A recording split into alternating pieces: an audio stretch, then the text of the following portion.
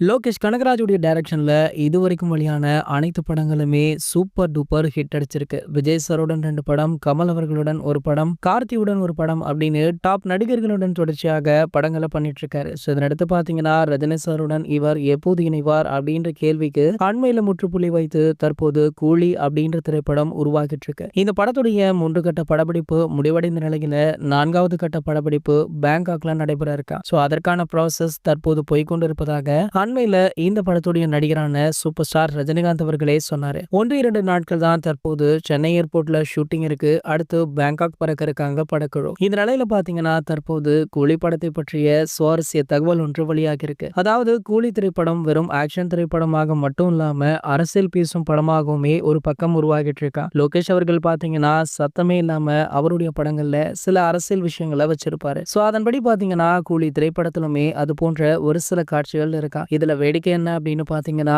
தற்போதுள்ள ஆளும் கட்சியான திமுகவை எதிர்த்து தான் ஒரு சில காட்சிகள் இருப்பதாக சொல்லப்படுது. சொந்த செலவிலேயே சூனியம் வைத்துக் கொள்வதா அப்படின்னு சன் பிக்சர்ஸ் தற்போது கோபத்திலுமே இருக்காங்க.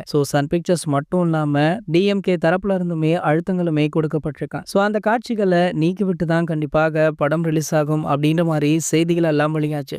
டைரக்டர் சீன்லயாவது இந்த காட்சிகளை வெளியிடுவீங்களா அப்படின்னு ரசிகர்களுமே கேட்டுட்டு இருக்காங்க. அது அப்படி என்ன காட்சியாக இருக்கும் அப்படின்னு பலருக்குமே எதிர்பார்ப்பு அதிகமாகவுமே இருந்துட்டு இருக்கு. இது போன்ற செய்திகளை பத்தி நீங்க உடனே தெரிஞ்சுக்க நம்மளுடைய தலைவர் அப்படின்ற நம்ம சேனலை சப்ஸ்கிரைப் பண்ணிக்கோங்க.